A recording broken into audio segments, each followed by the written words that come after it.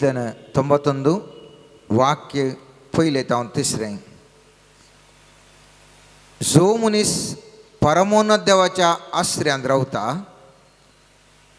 आनी सर पदवेदाराच्या सावळेंत वस्ती करता तो सर्वेस्पराक म्हणटा, तूं म्हजो आसरो आनी म्हजें कोटें, तूं म्हजो देव, तुजेर दवरता म्हजो विश्वास. तो तुका निवारतलो शिकाराच्या पासांतलो आनी मरणांतीक पिडेंतलो. आपल्या पाकांनी तो तुका धमतलो, ताच्या पाकाट्या बंदा तुका आसरो मेळटलो. ढाळ आनी कवच ताजें विश्वासीपण. आयच्या दिसा आमी नियाळ करचो विशय जावन आसा, how to practise the presence of God.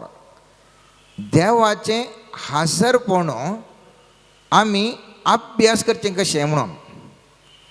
पयली एपटी हांवें दुसरो एक विचार हांगासर आमी ध्यान करता आसतना आमी ध्यान केलें ह्या विशयान कितें सांगलें म्हळ्यार, आमी सदांच देवाच्या हाजरपणार आसा. जे हाजरपणा वेळार मागणें केल्ल्या वेळार ताका बळिश्ट सकत आसा. थोड्यांक आंग झुमझुम जावंक पुरो, या एका तराची खाळसांत बोगणां येवंक पुरो, थोड्यांक दुकां येवंक पुरो, आनी थोड्यांक तांकां कितें उलोवचें म्हणून ही शब्द तितले खुशी भोगूंक पुरो. आनी ताजे उपरांत त्या वेळार सोडवून आमची प्रारंभ जाता. ताजे उपरांत आमी आराधन स्तुती केल्ल्या वेळार ताका मुस्तू सकत आसा. सगळ्या बंधनां जावन आमी मोडटा म्हणलें एक चिंताप आमी आटयल्लें. आनी हाचे उपरांत थोड्यांनी म्हाका सवाल केलें, हें कशें तूं सांगता सोमा आमी ताजो अभ्यास करीचे म्हणून, पूण बसल्यार कालें केल्यार जायना न्ही, तें कशें घे म्हणून. प्रॅक्टिकली कशें तें करचें. जाय जें सोमा तें केल्यार बरें आसा सोमा, जायतल्या समस्यांतल्यान आमी भायर येता सोमा, पूण तें करचें कशें. आमी कितले वेळ मागण्याक बसल्यार तें आमकां बोगापस येना. कितले आमी मागणें म्हळ्यार आमकां एक तराचें तें चिंता एकालें एक प्रेझन्स म्हणलें बरें बोगाना. कशें करचें म्हणलें थोड्यांनी म्हजे कडेन विचारलें. आनी त्या देखून आयच्या दिसा एक मॅट मुखार वचून देवाच्या हजरपणांत मागणें केल्यार कितें बरें म्हणलें आमी ध्यान केलां. देवाचें हजरपण आमी प्रॅक्टिकली दिसपडट्या जिवनांत कशें करियेत म्हणल्या विशयांत आज आमी एक चिंता आटयतले मोगाच्यान. चरित्रेच्या बुकांनी 16th सेंच्युरींत एकलो व्यक्ती आसलो, तो जावन आसा निकोलस हर्मन म्हणून. ही चरित्रा तो व्यक्ती असलो एक सामान्य व्यक्ती गी. ताका सोल्जर जावन आसतना ताका घाई जाल्लो पांयाक, आनी ह्या वरवीं तो एका रांदचे कुडांत काम करनासलो. एक सामान्य व्यक्ती. ताजी ती पिडा कितली व्हड जाली गी म्हळ्यार ताका मागीर काम करूंक जायनातलें. तें मोचें शिंवचें, वाणोवन शिंवचें काम तो करतालो. असलो व्यक्ती चरित्रेच्या पुटांनी भोव एक फामाद व्यक्ती जालो. आज क्रिस्तांव भाव भयणी ह्या व्यक्तीचें जीवन चरित्रा आमी देवाचें हाजरपण कशें अभ्यास करीत म्हणल्या विशयांत चिंता आठोवन आसा. ह्या मनशान कांय व्हडलो बूक बरोवना, मोगाच्यान व्हडलो कांय बूक बरोवना, ह्या खंयसर वचून सांगोना. केवळ ताणें बरयल्लीं पत्रां, थोडीं ल्हान ल्हान पत्रां, तेज्या सुपिरियराकांनी बरयल्लीं पत्रां, त्या पत्रांच्या आधारार ही विशय आमी ध्यान करनासा. ताज्या हातांत जायतले जण बरें बरें जेवन ग्रस्त मनीस आसले जावंक पुरो. ताजे कडेन वाणो शिवयल्ले जायतले व्यक्ती आसूंक पुरो. जायते व्यक्ती ग्रस्त मनीस आशिल्ले, व्हडा व्हडा पदवेचे आशिल्ले त्या 17ನೇ शतमानांत. पूण आज तांचें नांव कोणाक गुर्तना. पूण हो व्यक्ती निकोलस हर्मन ब्रदर चार्ल्स म्हणल्या नांवान आजुनी एक फामाद व्यक्ती जावन आसा. कित्याक ताणें देवाचें हजारपण ताणें भोगुल्लें. कित्याक ताणें देवाचें हजारपण भोगुल्लें. जर तर एका कुस्नादसच्या एका रांदच्या व्यक्तीक देवाचें हजारपण भोगूंक साध्य आसा तर, जर तर वाणोस येवच्या पिड्येन आपणाक खंयच काम करूंक जायना, एका कुशीन पिडा आनी कुशीन दुबळेकाय, ते वाणोस येवचें आशिल्ल्या व्यक्तीक देवाचें हजारपण तें प्रॅक्टीस अभ्यास करूंक जाता जाल्यार म्हाका आनी तुका कित्याक नजो गे म्हणलें सवाल. म्हाका आनी तुका कित्याक नजो? हांवें तुवें कित्याक देवाचें हजारपण भोगूंक नजो म्हणलें की एक चिंता.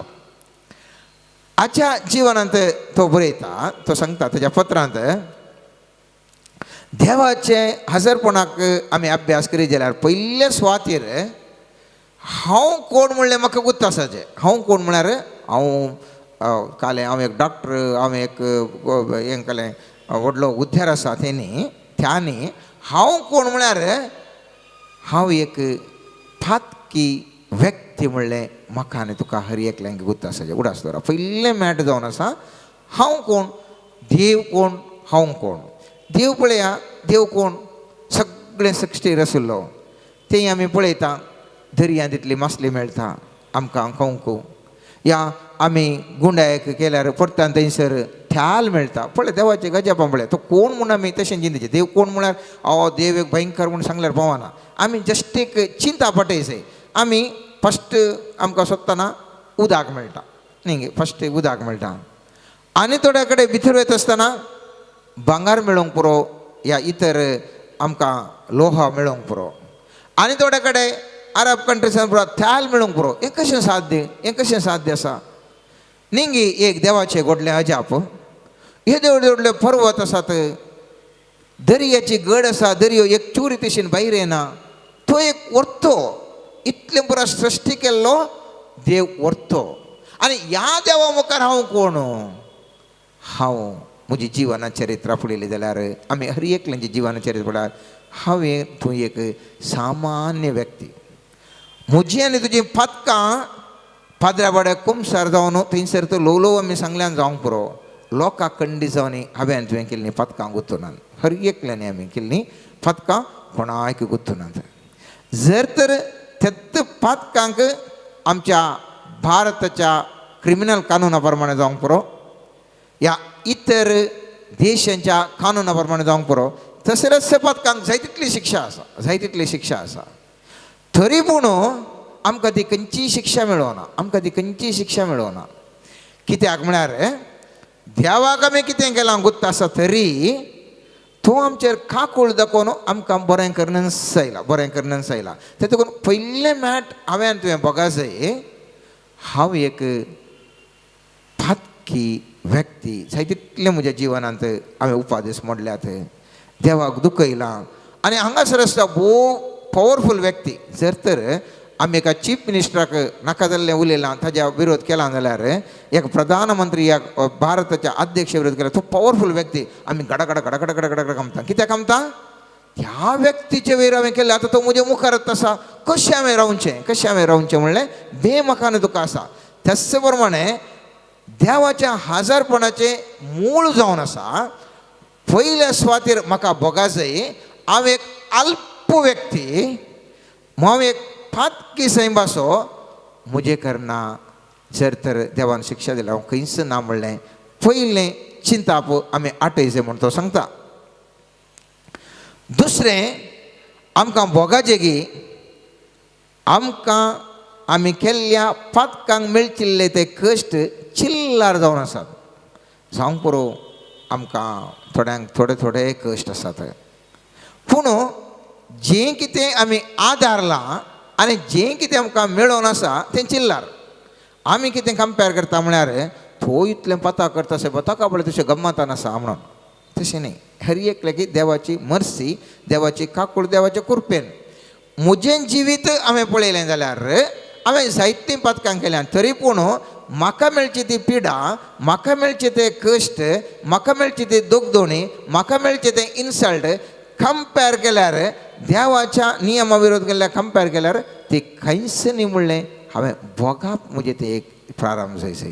कित्याक म्हळ्यार आमी सक्कडांनी देवा विरोध आमी गेल्या उडास दवरी जाय जें कितें जाता देवाच्या खुशे प्रमाणे जावचें न्ही उडास दवरा देवाच्या खुशे प्रमाणे जावचें कांय बुत्तून आसतना न्ही देवाच्या खुशे प्रमाणे जाता हांव पातकी म्हजें तें कांयच सकत ना जें कितें घडटा देवाच्या खुशे प्रमाणे कालेंगेक जावन आसा तातूंत ताजो हजरपण बगोवंक आमी प्रयत्न करचे आतां फस्ट स्टेजीर मात्र आसा आमी हांव एक पातकी हांव त्या देवा मुखार कितेंच ना जें कितें म्हज्या जिवितांत आज जावन आसा फायन देवाची खुशी आनी म्हाका हांवें केल्लें हाका तितलें फावोनी इतलें म्हाका जावन आसा ओनी तातूंय हांवें संतोश पावचें ताजे उपरांत नेक्स्ट मॅट जावन आसा मोगाचें न्हू आमचें जिवन देवाच्या कुर्पे वयर होंदून आसा म्हणलें आमी उडासा काडचें ही पुरो आमची ल्हान ल्हान संगती पूण आमच्या मोती घेनात आमी चिंतल्यार हर एक घडी हांवें तुवें जियोवची देवाच्या कुर्पे वरवीं मात्र आमचें जिवन म्हणलें आमी उडास दवरूं जाय आमचो जिवनाचो अंतीम शेवट कित्या खातीर हांव आनी तूं काम करता कित्या खातीर आमी उलयता हर एक असो अंतीम शेवट जावन आसा जाय फायनल गोल जावन आसा जाय देवाक खुशी करचें जर तर हांगासर हांव उलोवन आसा जाल्यार हांवें उलोवचें देवाक खुशी करचें हांव रांदता जाल्यार हांव देवाक खुशी करता म्हजो आनी तुजो जिवनाचो आनी हर एका घडयेचो उद्देश जावन आसा जाय देवाक खुशी करचें ही पुरा मेळटा थंयसर ताजें प्रॅक्टीस करूंक देवाक खुशी करचें काम करतना तो मागणें म्हणटालो न्ही केवल मागण्याच्या सालाक वचून बगर काम करतना तो मागणें म्हणटालो कशें म्हणटालो चिंत्या तो रांदता म्हणून उदाहरणाक तो रांदतना आपूण फॉर एग्जाम्पल आमी ताजें नाका आमचेच चलते जिवनांत या म्हजी बायल म्हाका एक रांदता जर तर ताणें रांदचो उद्देश हांवें म्हाका बरें जाय जें रांदिल्लें आनी म्हाका सगळ्यांनी बरें रांदपीण म्हणा जें म्हणलें उद्देश जाल्यार तो सारको उद्देश न्ही या हांवें रांदलें म्हज्या घोवाक म्हज्या भुरग्यांक जें कोण सेवताय खाण तांकां बरें जायचें म्हणलो उद्देश म्हळ्यार आमी दुसरो उपादेश म्हळ्यार तुजो केल्ल्या बरें जो पेलासो मोग कर त्या लायनीक वचून आमी पावता थंयसर आमचे एक स्वार्थ पूण जर तर जें कितें हांव रांदता हाचे वरवीं देवाक खुशी जायचें म्हूण चिंताप आटयलें जाल्यार तो म्हणटा ब्रदर म्हणटा तें जावन आसा देवाच्या हजरपणाक तुवें दवरचें उरतें मॅट तातूंत तुज्या जिवितांत बदलावण जावंक साध्य आसा कशें रांदतना देवाक खुशी करूंक जालें रांदचें खावचें आनी देवाक खुशी करचें जालें म्हणलें सवाल म्हजें तें आनी तुजें तें येवंक पुरो चिंत्या हांव जर तर इल्लें मीठ घालता जेजू हांव इल्लें मीठ घालता इतलें घालचें गी म्हूण ताचेर विचारचें हांव एक ताका कणपेर घालता हांव थंयसर एक वोस्त थंयसर घालतना जेजू म्हूण ताचेर सांगचें आमकां कितें नश्ट आसा जेजू घालया गी इतलें घालचें गी आं जायत हाव that is how you are communicating with your God naturally स्वाभावीक तरान सर्वेस पोर देव तातूंत संतोश पावता हे म्हजें पूत हे म्हजें धूव हे तशें रांदच्या वेळार म्हजो उडास काडटा म्हजे कडेन उलयता म्हजे कडेन करता मागणें करतना आमी कशें करता सगळे दोळे दाबून हात दाबून मारता पूण आमी करच्या ल्हान कामांनी आतां तो रांदपी जावन आसलो तो म्हणटा हांव खालें करचें जाल्यार हांव देवा कडेन विसान करनालो देवाचो मोग म्हाका तातूंत हांवें देवाचो मोग खंयसर मोग ताचेर विसारचें हांवें खालें करीचें म्हणून म्हाका रांदतना 6-7-8 जाण एक एकलो म्हणटा उदक हाडणें म्हणून एकलो म्हणटा प्लेट दिली म्हणून एकलो म्हणटा आज ताका नुस्तें कालें म्हणून हजर कडेन आपयतात पूण ताका हांव टेन्शन करनासलो त्या विशयान हांव टेन्शन करना हांवें करचें टेन्शन कालें म्हळ्यार हांव आतां हें काम करता न्ही गी हातूंत देवाक कितली खुशी जाता ह्या देवाक दुखता गी तितलें मात्र म्हजें चिंताप तांकां वय न्ही पुरो म्हणूंक पुरो पूण म्हजें चिंताप आसचें कालें म्हळ्यार हांव देवाक कितली खुशी करता तितले मात्र ताजें चिंताप जावन आसलें. काम सुरू करतना तो म्हणटालो की हांव सोम्या तुजेर फाटी येता, तूं म्हजे सांगाता आसल्यार हांव आतां जें कितें तुवें म्हाका उपादेश दिल्याय तें पुरो हांव पाळोवंक शकता. जें कितें तुवें उपादेश दिल्याय ह्या वेळार म्हाका तें पाळोवंक तूं कृपा दी. जें कितें उपादेश आसा तें म्हाका पाळोवंक कृपा दी. म्हाका तुजें हजरपणान दवर. ह्या भायर वेळार तूं म्हजें सगळें सांगात राव आनी म्हाका सहाय कर. तूं म्हजो मोग स्विकार कर म्हणटालो गे. चिंतया हांव एक उलयतां. हांवें उलयत आसतना हांवें उपादेश म्हणनातले बरें उलय जाल्यार देवाची कृपा जायचे. आमी कशें उलोवचें म्हणल्यार हांव आनी तूं आतां कोणें मेळ्ळ्यार उलयचें म्हणल्यार आमी नॅचरली आमच्या स्वभावान आमी उलयता. उलयलें ताका खुशी केलें, तशें केलें अशें केलें म्हणून. पळय हाचो व्यत्यास पळया. चिंतेन तो हांव एक म्हाका मनीस मेळ्ळो. हांवें जेजू कडेन सांगलें जेजू हांव आतां तेडे उलयतां, म्हाका शिकय. आतां उलयतना तुजे खंयचे उपादेश म्हण नजो जावंक पुरो ताका हांव दुखयतां. जावंक पुरो हांव त्या व्यक्ती लागीं एक जालें म्हळ्यार कामुकपणान उलयतां. जावंक पुरो त्या व्यक्ती लागीं हांव फोटी उलयतां, एक आनीक उपास मोडटां. जावंक पुरो विविध तरान उदाहरण मात दिवचें. पळय ताजें चिंताप तें हांव जर तर एका व्यक्ती कडेन उलयतां जाल्यार, हांव जर एक काम करतां जाल्यार सोम्या तूं म्हजे सांगाता राव आनी हांवें खंयचेय उपादेश म्हणनातले बरें. पळय एक्की उपादेश हांवें म्हणून वचो.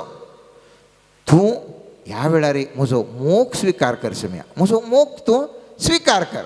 आनी अशें सांगून तो वावर करतालो. आनी ह्या कामा वरवीं अशें मागणें ताणें म्हणल्या वरवीं तो म्हणटा म्हाका फातकाक पडनातले बरी म्हाका सही जातालें, म्हाका मस्तू सही जातलें आनी म्हाका देवाची कृपा मेळटली. हर एक काम करतना देवाक तीं कामां समर्पण करून करनासलो खंय तो म्हणटा हर एक खंयचें काम करता न्हू कशें करता म्हण विचारल्यार हर एक काम हांवें देवाक समर्पण करचें. जावंक पुरो एक भुरगें आपलें शिकप वाचता, सोम्या म्हजें शिकप तुका हांव समर्पितां. आनी तें जिजूक समर्पण तें भुरगें शिकता. जावंक पुरो हांव एक कोर्टींत वाद करता, सोम्या हांव वाद तुका समर्पितां आनी तूं जें कितें नीत आसा ती नीत दी. हांव तुका समर्पण सोम्या हांव वाद करतां. जें कितें म्हज्या घरांत हांवें काम करतां सोम्या हो म्हजो वावर तुका समर्पितां, तुका कशें जाय तशें कर. सो हर एका कामांनी तो सोम्याक समर्पण दिवन काम करनासलो. उपरांत तो म्हणटा तें काम मुक्त जाल्या उपरांत तें कशें जालें म्हूण तो चिंता पडनासलो काय. आतां काम ताका दिलां, तें काम जाल्या उपरांत कशें जालें. जर तर बऱ्या तरान जालें जाल्यार देवाक तो अर्गां दितालो गे. देवा तुका अर्गां तुवें न्ही म्हाका साध्य केलें, ना जाल्यार म्हजें साध्य ना म्हणून. जर तर सूख केलें जाल्यार तांतूं सोम्या हांव सुकलो, म्हाका जावना, म्हाका बक्षीत हांवें सूख केली, हांवें सोमाकरी जें आशिल्लें म्हाका सोमाकन करूंक जावना, सूख केली. आनी सूख केल्यारय तो दंडळ नातलो गे. तो म्हणटा नॅक्स्ट टायम करतना सूख करनातलें तूं म्हाका सही कर.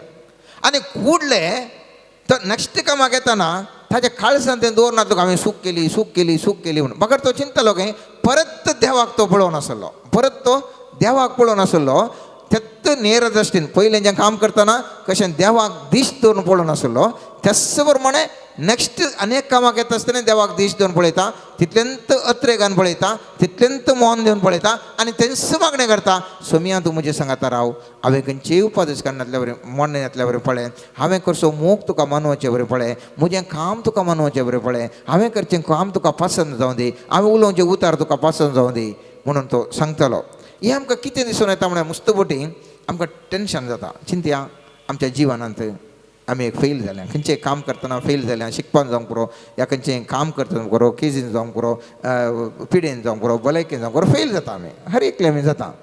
पूण ते फेल जाल्ल्या कुडले थानूच आमी टेन्शन करून बसच्या बदलाक ब्रदर चार्ल्स म्हणटा तुवें तें थंयच सोडू, मुखलें कामाक वयता आसतना परत्यान देवा कडेन सांग आळे देवा जाल्लें जावन गेलें, म्हाका बारीक प्रयत्न जावना, म्हाका बक्षी, पूण आतां परत तूं म्हाका साई दी. जें कितें हांव चिंतता जें कितें हांव रांदता जें कितें हांव वाद करता जें कितें हांव पेशंटाक पळयता जें कितें हांव पुसता जें कितें हांव झडटा तें तुका समर्पिल्लें आनी तूं परत म्हाका हांव राखून व्हर. आनी अशें केल्ल्या वरवीं हर एका घडये देवाक आमी उडास काडटा. ताज्या हजरपणार आमी काम करता. आनी ताजी विशिश्टता कितें म्हळ्यार ह्या ब्रदर लॉरन्साची विशिश्ट कितें म्हळ्यार ताका काम करचो वेळी एकच मागणें म्हणचो वेळी एकच. आयकोंक कश्ट भोगता आमकां कित्याक म्हळ्यार आमी एक एडजस्ट जाल्यार कशें म्हळ्यार मागणें करचें हांवें म्हणून आतां मागण्याचो वेळ काम आसूं दी सैड हांव मागणें करचें आमची चिंता तशें. पूण तो म्हणटा म्हाका काम करतना म्हजे सांगता देव आसा मागणें करूंक येचें कित्याक म्हळ्यार आमचें सांगता धाडी इतल्या वेळार तुवें मागण्याक वचचें त्या देखून हांवें मागण्याक येवचें. मागण्याक वेता आसतना हांव थंयसर कांय विशेष कांय मागणें करना. बायपाट मागणी जावं दी लांब मागणी जावं दी हांव कांय करना. हांव सोम्या मुखार बसता आनी सांगता सोम्या तूं आसा हांगासर तुजें हजरपण आसा आनीक हांव तुज्या हजरपणार हांगासर रावलां हांव आनी तूं एकामेका मोगान रावया. मोगान तूं म्हजे लेगीत उलय हांव तुजे लेगीत उलयतां तितलेंच ताणें मागणें. तो म्हणटा हांव खंय सेट ऑफ प्रेयर्स म्हळ्यार आमी थोडे फावटी अशिंत मागणी निर्दिश्ट आमी मागणी म्हणटा न्ही गे थंय बरो मागणें कांय हांव हें करनातलो बगर देवाच्या हजरपणार बसचें ताजे सांगात उलोवचें ताजे सांगात रावचें तितलेंच. थंय तो भायर येताना ताका बोगानांगी आतां मागणें जाल्यार हांव काम करता म्हण ताका बोगानांगी. तो म्हणटा थंय तावन काम केलें थंयसर मागणें जाल्यार परत भायर येतना मागणें करत आसता. भायर येतना काम करतना परत सांगे सोम्या करचें गे काम दोगांय करया गे ओट्टू म्हणून करया गे दोगांय म्हणून जायत करचें. आनी करता आसतना थंय हर एक तुमकां गुत्त आसा स्टेज आसा हर एक स्टेजीक तो जेजू करया आमी करया जेजू आमी तें करया ताजे लेगीत उलोवचें ताणें सांगलें बरें करचें. तो ताका गायड करता हर एका संगतींत. तो म्हणटा मागण्या गोश्टच्या वेळाचे केसड हांव कार्यरुपी आसतना देवाचें प्रेजन्स म्हाका चड रितीर भोगोवंक जाता. देवाचें प्रेजन्स कित्याक म्हळ्यार ताजे कडेन हांव करनंत उलोवन आसता करत आसता. मागण्याक वता आसतना संपूर्ण तरान ध्यान खंयच्यार एटेन्शन आसना. पूण काम करता आसतना कामाचेरय आसा म्हजें मागण्याचेरय आसा. देवा सांगात हांवें काम करचें म्हूण व्यत्यास आसा. आनी तो म्हणटा त्या खातीर देवाचें प्रेजन्स म्हज्या वतो 24 गंटे म्हज्या बरोबरी आसा. 24 गंटे म्हज्या बरोबरी आसा. आनी त्या प्रेजन्सा वरवीं म्हाका हर एक म्हजें काम सारके रितीर करूंक जाता. आनी तो म्हणटा हर एक म्हजें काम हांव सर्वेस्परा देवाक समर्पिता हर एक तें म्हजें काम. आनी ह्या खातीर तो म्हणटा आपूण सदांच समाधानी व्यक्ती जावन आशिल्लो. कित्याक म्हळ्यार खंय गेल्यार देव आसा म्हजे संगी खंय गेल्यार देव आसा म्हाका काल्याक टेन्शन समाधानी आसा. ताजे चिंतपाचे अर्थ पळया. तो म्हणटा जर तर म्हाका एकल्यान गाळी दिता समा आमकां बेजार जाता आमी कुडले रिएक्ट करता. तो म्हणटा जर तर सोम्यान तें परमिशन दिनातलें जाल्यार ताणें म्हाका गाळी दिवंक आहा. सोमी म्हजे सांगात आसा जर तर सोम्यानच तें करूंक परमिशन दिवना जाल्यार म्हाका करूंक साध्य ताणें कोणीय म्हजे अगेन्स्ट साध्य. चिंत्या म्हज्या सायडीन चीफ मिनिस्टरच आसा. जर तर चीफ मिनिस्टर आसूं न्हू ताका इतलें कंट्रोल आसूं न्हू कोणी एकलो येता जाल्यार ताजेर इतलें पुरो आसूं न्हू ताका गुत्त आसून सोडताय जावंक पुरो तें कितेंय घडीत म्हज्या जिवितांत घडोवन आसा काल्याक म्हळ्यार हांव आणकी ताका लागीं येजे म्हजो आत्मो आणकी ताका लागीं सराजे म्हण ताजी आशा जावंक पुरो. त्या देखून म्हजो आत्मो तेदळ हांव परिक्षेक सांगता आणकी चड ताजे कडेन संबंद दवरच्या खातीर म्हज्या देवान ही पुरा घडयतां म्हज्या जिवितांत जायशें पडल्यान. मुस्तुपटी आमकां भोगता मोगाचें न्हू पिडा येता आमकां मुस्तू देदेस्पर जाता. तो म्हणटा ती पिडा येवची जिवनांत थोडे फावटी आमच्या आत्म्याची पिडा गूण करूंक पळया कल एक चिंता पळया. आमच्या जीवनांत कुडीची पिडा येऊनची, आमच्या जीवनांत कश्ट येऊनचे, आमच्या जीवनांत समस्या येऊनचे कित्याक आत्म्याची पिडा गुण करूंक. ताका एक उदाहरण आमी जाणाव, तो पॅरलीस जाल्लो, ताका कोंकणींत काल म्हणटा पॅरलीस, आरेची पिडा आशिल्लो व्यक्तीक थंयसर जेजू मुखार नळे काण देवयता सकयल न्ही. जेजू काले म्हणटा, तुजी फातकां तुका बोगसाली म्हणटा, तुजी फातकां तुका बोगसाली म्हणटा. सक्कडी पुरपुरून लागतात हें कालें फातकां बोगसिता हो म्हणून. स्वामी जेजू म्हणटा हें गरजेचें, फातकां तेजें बोगसूचें गरजेचें. पिडा न्ही, पिडा मागीर म्हणटा तूं वच अंतरून घेवन चल म्हणटा. कित्याक म्हळ्यार केदाळा म्हज्या आनी तुज्या जिवितांत मोगाचे न्हू कश्ट येतात, सिंपल कश्ट येतात. त्या वेळा आमी देवाक लागीं येता. देवाची आशा जावन आसा पयलें म्हजो आनी तुजो आत्मो गूण जाय जाय, गूण जाय जाय. आमकां भोगुल्ल्या विविध कॉन्शियस सबकॉन्शियस पुरा लेवलार आसचे हर एक तरेचे गायी गूण जाय जाय. आनी केदाळ ते गायी गूण जातात. इन्नर हिलींग केदाळा घडटा म्हाका आनी तुका. केदाळा आमी सर्वेस्पर सोम्याक लागीं सरल्या वेळार गूण जाता. आनी हें घडीत जें कितें म्हज्या जिवितांत घडटा तें घडीत म्हाका ताजें तें लागीं येवन म्हाका गूण करता. पळयत पुस्तकांत आमी जाणा म्हाका जेन्ना स्पश्ट तरान पळयत पुस्तक सांगता हर एक जें कितें घडटा देवाच्या खुशे प्रमाणे घडटा. तो म्हणटा इसाया प्रवचन 45:7 वाक्य म्हणटा, हांव उजवाड रचता आनी काळोखाची सृश्टी करता, हांव सूख दिता आनी विघ्न निर्मिता, हांव सर्वेस्पर हें सगळें करता. सो म्हज्या जिविनांत विघ्न येता जाल्यार कोण करूंक साध्य? कोण करूंक साध्य? जोबाक ताका कश्ट जाल्यार सैतानाक अनुमती दिल्ली कोणें? अनुमती दिल्ली कोणें? देवान. सो देवाच्या अनुमती विणे म्हज्या आनी तुज्या जिवितांत कांयच जायना. त्या देखून जें कितें जाता त्या वेळार संतोशान सांग, सोमिया तुका हें हांवें कश्ट सोंसचे खुशी जाल्यार तातूंत तुका संतोश जाता जाल्यार सई सोमिया हांव सोंसता. म्हज्या पिडे वरवीं म्हज्या पांयाच्या दुखी वरवीं जर तर सोमिया ही तुजी खुशी बरोबर म्हज्या जिवितांत जावन आसा जाय सोमिया ह्या पांयाच्या दुखींत हांव जियेतां आनी हाचे वरवीं देवा तुका खुशी जावं दी. तुजी खुशी म्हाका खालें जायचे, तुवें संतोशार आसाचे, तुजी खुशी जायचे. That's my only intention, that's my only intention. त्या देखून तो म्हणटा आमच्या कामाचे हर एक उद्देश जावन आसा जे देवा खुशी करचें, देवा खुशी करचें. खंयचेंय तूं काम कर, खंयचेंय तूं पिडा सोंसो, खंयचेंय तूं कर, टेन्शन राग आनी करनाका. कालें करताय देवाच्या मोगान तुवें करी जाय. आमी कोणाच्या मोगान करचें मोगाचें न्हू. हांवें तुवें करचें पयल्या सुवातेर आमच्या मोगान करचें. ना तर 4 जाणांनी वारें बरो करता म्हूण सांगाचें म्हणून.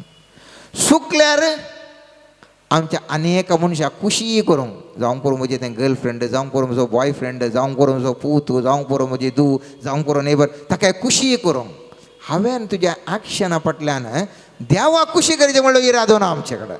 आमचे कडेन आतां तुमी पळयलां जाल्यार आज instead of giving importance to the end we are giving importance to the means. म्हळ्यार अंतीम शेवटाक आमी चड म्हत्व दिवच्या बदलाक त्या शेवटा कुशिनेच्या वाटेक चड म्हत्व दिता. म्हळ्यार सिंध्या आमचे तें आमी सबार जाणां बरीं बरीं कामां करतात, चॅरिटेबल एक्टिविटीज सगळ्यांनी जावन आसात न्ही. सेवे संस्थेची पुरा कामां जावन आसात. उद्देश कालें थोड्यांचो उद्देश ह्या सेवे संस्थे वरवीं एक 4 कास जाता साहेब आसून इल्लें बरें सेवा करता हांव आनी तें म्हाका इनकम जाता न्ही. मस्त सेवेद्वारे इनकम जाता न्ही. त्या देखून मस्त म्हणटात हांव इतले पुरा सेवा करनासा, फाटल्यान ताज्या बॅगां पुरा भरून आसात आनी ते वाडत येतात व्यक्ती. उद्देश तो. आनी थोड्यांचो तांणी चॅरिटेबल सेवा करचो उद्देश आनेकल्याक आमकां एक बरें नांव, थोड्यांचे पयशे जाल्यार थोड्यांक बरें नांव करीचें म्हणून, आनी थोड्यांक ताका एक छटा बरें करीचें म्हणून आपणाक स्वार्था खातीर म्हाका तें करनातलें न्हिदत पडना साहेब देखून हांवें सीद वचून करचें. थोड्यांनी विचारता आनी म्हणचे स्टायल तित्त आमी करचें म्हाका न्हिदत पडना साहेब हांव म्हाका केल्यार इल्लें समाधान जाता. पूण ब्रदर चार्ल्स म्हणटा हातूंत देवाचें हाजरपण तुका अभ्यास करूंक जायना. देवाचें हाजरपण प्रॅक्टीस करचें जाल्यार तुवें करचें तें हर एक काम देवा तुका खुशी जावचें जाल्यार आपूण करता. ताजें ब्युटिफूल एक लायन तो सांगता, म्हजे मुखार जर तर हांगा एक थणाचो कुडको आसा जाल्यार, एक कोयर आसा जाल्यार, जर तर तो कुडको काडिल्ल्या वरवीं देवाक खुशी जायना जाल्यार हांव काडना, थंयच सोडटा.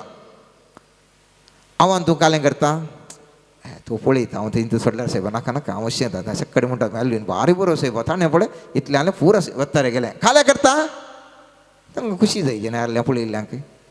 तो म्हणटा जर तर म्हज्या कामांत म्हाका भोगता देवाक खुशी जायना जाल्यार हांव त्या आपणूक वचना, पूण देवाक खुशी जाता जाल्यार हांव धांवन धांवन वचून तें खाण सोडटा.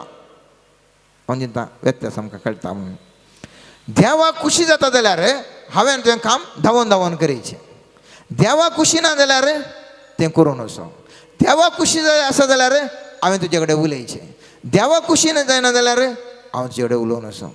देवाक खुशी आसा जाल्यार हांवें अले शब्द तुजे कडेन प्रयोग करचें. देवाक खुशी जायना जाल्यार हांवें तो शब्द तुजे कडेन प्रयोग करून वचो. प्रॅक्टीस इल्लें कश्टांचें पूण 100% सक्सेसफूल. हांवें हाचे विशयान मस्त ध्यान करून पळयल्ल्या वेळार एक खंडीत एक सत्कालें कळ्ळें म्हळ्यार ह्या देवाच्या हजारपणाच्या प्रॅक्टिसान मस्त अर्थ आसा, गंभीर मस्त डीपर अर्थ आसा.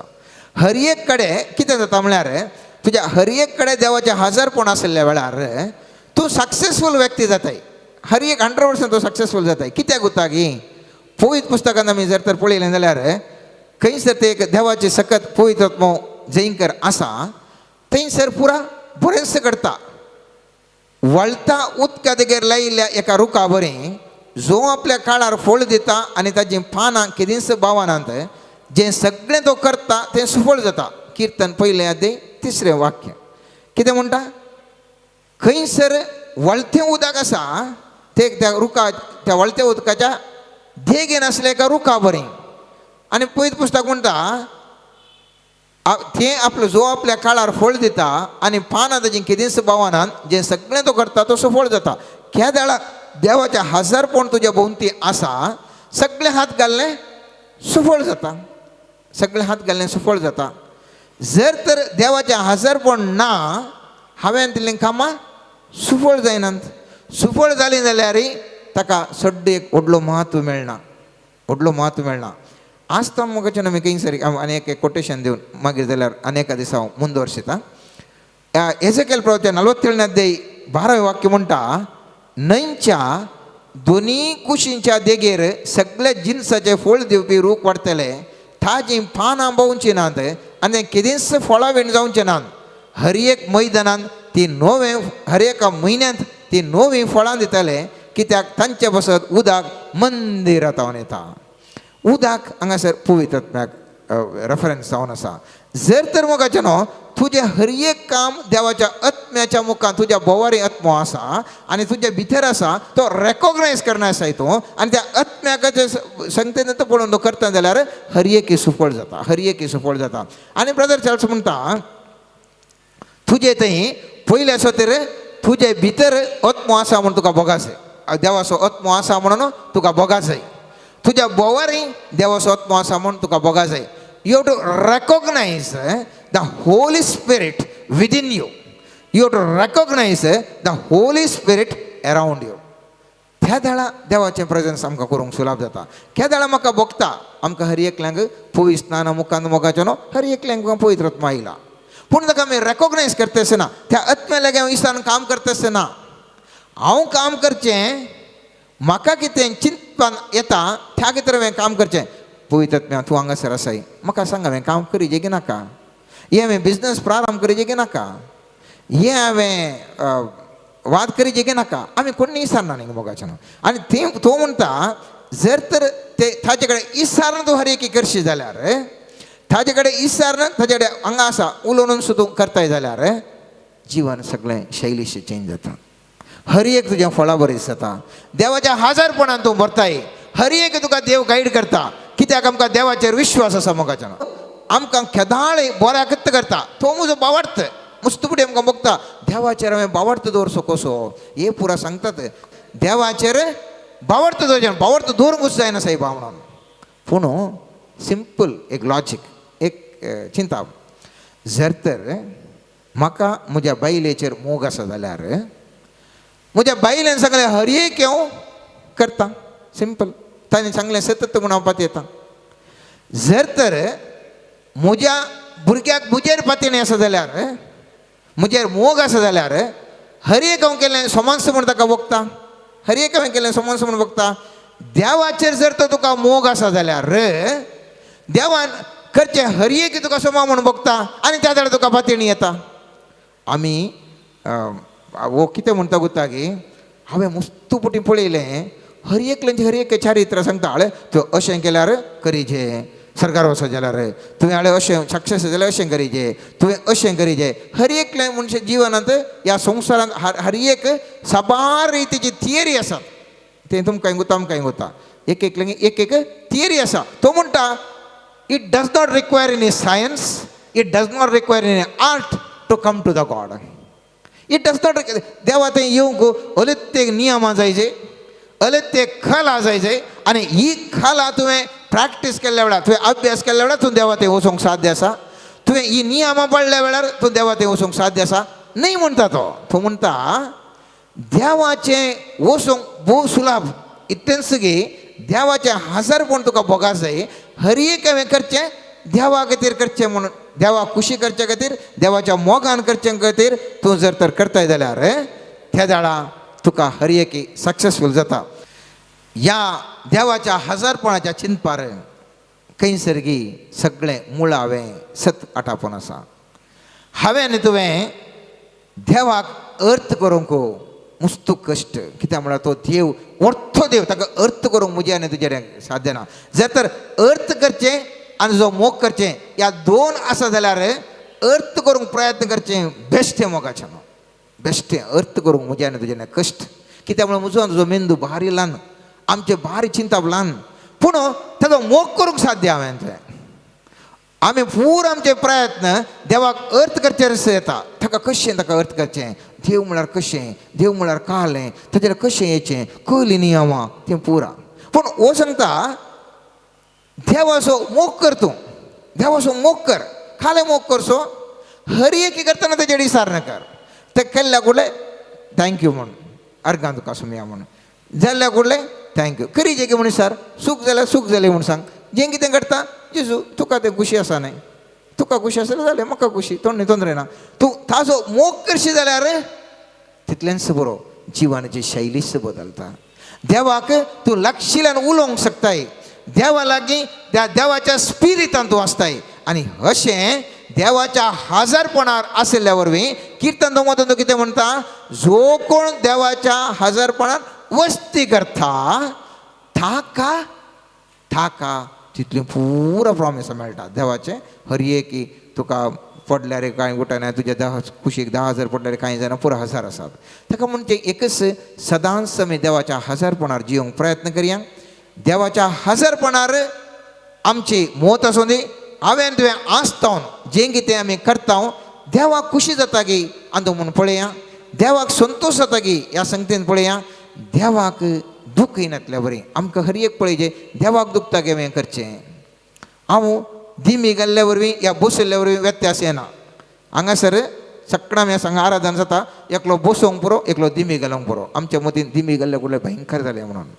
तो म्हणटा तुवें उपास केल्या कुडीच्या दंडवणे वरवीं देवाक मिसोवंक साध्य ना पूण देवाच्या मोगा वरवीं तुवें ताका मिसोवंक साध्य आसा जर तर तुजे कुडीचे दंडवणे मात्र आसा पूण देवाचो तो मोग करनाय कांयच प्रयोजन ना आमी मुस्तुबडी उपास करता इजाय प्रवेच्या 58 खान सांगता सर्वेस्वर देव म्हणटा ह्या लोकांक वचून सांग हो लोक धिमी घालना गोणे वस्त्र घालना हात वयर घाल मागता आनी चिंता म्हजें मागणें सर्वेस्वर देव कितें आयकना आनी सर्वेस्वर देव म्हणटा हें म्हाका मागणें नाकास जालो उपास हांवें सरसो न्ही हांवें सरसो उपास आसा बुकेल्ल्यांक खाण दिया बंदीत असल्यांक तांच्यो संकले तुटया तांकां न्हीद करून दिया अन्हीद भोगल्यांक न्हीद करून दिया हें जावन आसा उपास आमी कितें करता कुडीच्या दंडवणे वरवीं आम्ही चिंता देवाक मेसवाता म्हणून. आणि ह्या खातीर आमी पळयता मोगाचे न्हू जायतितली नियमां घालतात. तुवें अशें दंडयचे कूड, अशें करीचे तशें करीचे. सिंपल, व्हेरी सरळ. तुवें जें कितें जर तर तूं उपास करताय बरें करनाका करचें फाट म्हणून सांगना. पवित्र पुस्तक कितें म्हणटा, जर तर तूं देवाच्या मोगान तो उपास करताय जाल्यार भारी खुशी. पूण तूं उपास करताय आनी मेळ्ळ्या कडेन पुरो सगळें करताय. तुका उपास केल्या दिस जोर टेम्परमेंट कितें म्हण हांगा जोर भूक लागता, मेळ्ळ्याच्या रांगार पडटाय, मेळ्ळ्याच्या रांगार पडटा, उलयतना तुका राग येता. उपास करून कालें फ्रेजन, उपास करून कालें फ्रेजन. देखून जें कितें गरजेचें प्रॅक्टीस करूंक गो. तुजी कुडीची दंडोवणी ह्या तुजी इतर दंडोवण्यो न्ही, इतर दंडोवण्यो न्ही, जायशें मोग सोमियान जेजूचेर मोग. जर तर हांव उपास करता देवाच्या मोगान करता, ह्या वरवीं हांव खंयचे उपादेश मोडी नासतना देवाच्या हजारपणान आसा तें देवाक मुस्त मानवता. पूण जर तर हांव दंडोवणे करता या हांवें बायपाट 100 मागणी म्हणटा ताजे वर हांव देवाक मसवता म्हळ्यार तें देवाचें हजारपण आमकां भोगोवंक साध्य ना. मस्त जाणां इतलेंत करचें. इतली बरी लंब मागणी आसली, बड बड बड बड बड डबड बड बड बड बड बड 10 फावटी रिपीट करून जालें, 10 फावटी रिपीट करून जालें. मागीर बट इतलें मागणें म्हळें सायबा 2 वरां मागणें म्हणलें कांय चेंजीस ना सायबा म्हणटा. चेंजीस ना कित्याक म्हळ्यार तुवें बडबड करून मागणें म्हळें सोड न्हू, देवाचें हजारपण तुवें भोगोवंक वचचो नाय. कित्याक म्हळ्यार तुका तें देवाचें त्या प्रेझन्सर जिवनचें तुका भोगोवंक ना. तुवें घालें गेलें तुज्या प्रकार तुज्या कर्तुवा वरवीं देवाचे आशिर्वाद म्हणून. Because of my work I get the benefit म्हणून, not by your work. It is by the grace of the God you can get so many benefits in life. तुवें पयलें अर्थ करीचे देवाच्या कृपे वरवीं हांवें सक्सेस जावचें, देवाच्या कृपे वरवीं न्ही म्हज्या करण्या वरवीं. हांवें इतलें लांब मागणें म्हळें, हांवें इतले दीस उपास केले, हांवें हें केलें, त्या देखून म्हाका मेळाचें तप्पू. पूण हांव देवाचो मोग करता, देवाक दुखयना, देवाचे उपादेश मोडिना, खंय म्हणे म्हज्या देवाक बेजार जाता, तें केल्यार उरल्या सूर तुज्या दंडोवणीची वर्तें जावन आसा. त्या देखून आसतना आमी खंय सारके चिंतेचे मोगाच्यान आमच्या जिवितांत देवाच्या हजारपणांत जियोवंक आमी प्रयत्न करचें. कशें करचें? खालें करतना ताच्या दिसान करचें, खालें करचें न्ही म्हणून. सुरू इल्लें उलोवंक आमकां कशें जावंक करो, मागीर प्रॅक्टीस जावन गेल्ल्या बरी. सर्वेस्पर देव आमचे लागीं खंडीत जावन आमकां सांगतलो, उलयतलो. पळयत पुस्तक अशें म्हणटा खंयच्या वेळार कितें उलयचें आत्मो तुमकां सांगतलो, पळयत आत्मा सांगतलो म्हणून. कितें करीचें तो सांगता, हांवें तुवें टेन्शन करीचें म्हूण ना. त्या देखून हर एक घडये म्हज्यान तुजें चिंता ह्या आयच्या दिसतावन जाय. हांवें उलोवचें उलोवप, हांवें करचें काम, हांव खंयसर म्हणे देवाक दुखयतांगी ना, दुखून असो. ह्या केल्ल्या वरवीं देवाक खुशी जाता की ठप ठप ठप ठप करून करया. आनी ही घडीत हें जिवीत म्हजें आनी तुजें जिवीत कंप्लीट परिवर्तन करूंक शकतलें. आज तावन म्हजें आनी तुजें जिवीत दुसरेच रितीचें वचून बळादीक रितीर परजळचें जिवीत जावन परिवर्तन जातलें. आमेन.